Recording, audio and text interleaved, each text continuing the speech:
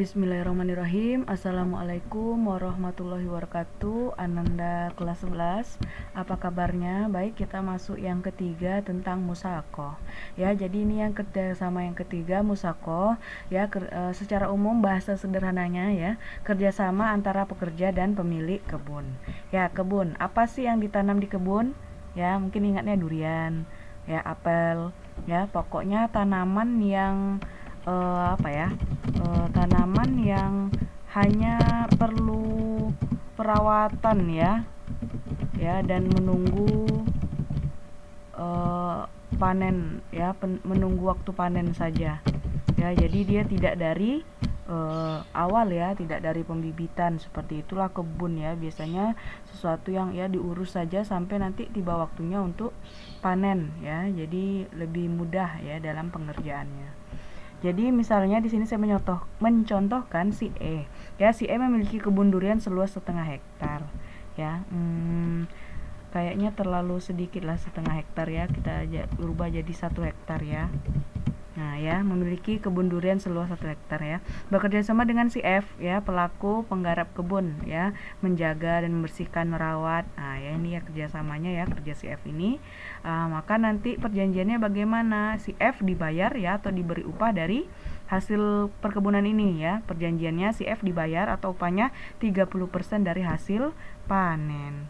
Ya, misalnya hasil panennya apa ya, durian ini per keranjang kali ya, misalnya dapat 1.000 ya, misalnya dapat 1.000 keranjang durian ya, maka si F dapat misalnya ya 300 keranjang durian ya, misalnya itu upahnya ya. Tapi biasanya ya, karena seluas 1 hektar nggak mungkin kan dikerjain sendiri ya, berarti si F ini berserta and friend lah ya, si F and friend ya, dan teman-temannya ya, dan kawan-kawan ya. Jadi mendapatkan misalnya 300 keranjang ya. Ini 30% dari 1.000 ya. Nah, misalnya seperti itu ya. Jadi musaqah kerjasama antara pekerja dan pemilik kebun ya. Jadi si E ini memiliki kebun durian luas ya, maka yang membersihkan, merawat si F sampai panen, dan si F dibayar diupah dari hasil panen tersebut sebanyak 30% ya. Jadi nanti next buat contohnya ya, kebun apa lagi ya, dan berapa keuntungan yang didapat. Baik, selanjutnya muzaroah ya, dan kelima mukabaroh. Mereka ini mirip ya. Jadi apa yang ditanam di lahan pertanian ya, padi misalnya ya. Jadi di lahan pertanian ini ya, biasa tanaman yang perlu penanaman bibit ulang ya, setelah misalnya agak 1 kali atau beberapa kali panen ya. Jadi memang ditanam dari awal ya, itu pertanian. Jadi misalnya si G ya, si G punya lahan kosong nih contohnya ya, dijadikan lahan pertanian padi. Berarti kalau misalnya dia sudah ingin menanam padi ya, bibitnya juga dia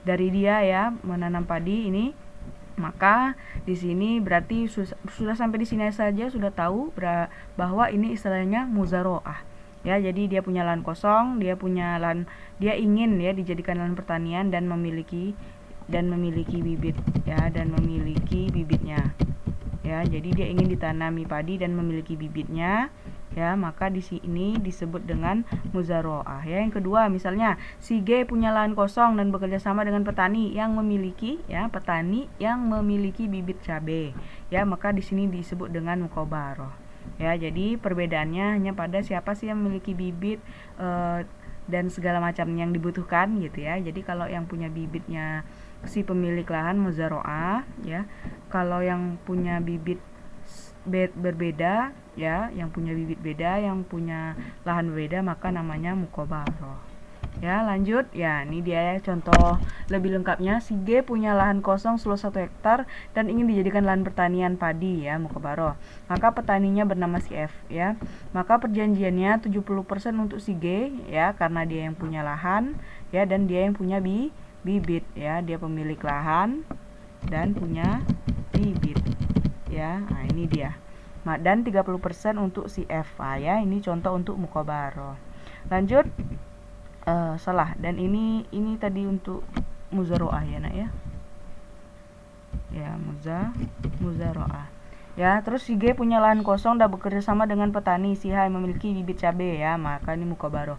Maka bagaimana perjanjiannya ya? 35% untuk si G ya, pemilik lahan, dan 65% untuk si H ya. Jadi di si H ini yang bekerja tadi dia mendapat lebih banyak karena dia sudahlah petaninya ya, dan kawan-kawan tentunya ya, dan dia pula yang memiliki bibit. Jadi presentase keuntungannya ya, perjanjiannya keuntungannya 35% ya, keuntungan ya bahasanya ya. Ya, untuk si W dan 60% untuk si H ya ini. Baik, itu saja dulu. Silahkan ya, jangan lupa tugasnya ya, tugasnya ya mencari contoh, membuat 5 contoh, membuat 1 contoh dari masing-masing 5 macam ya kerjasama dalam Islam ya.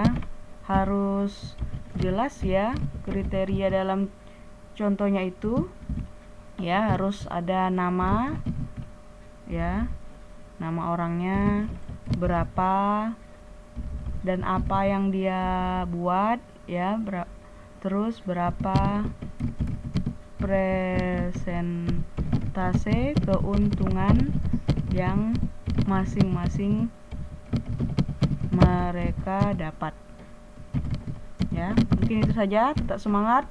Assalamualaikum warahmatullahi wabarakatuh.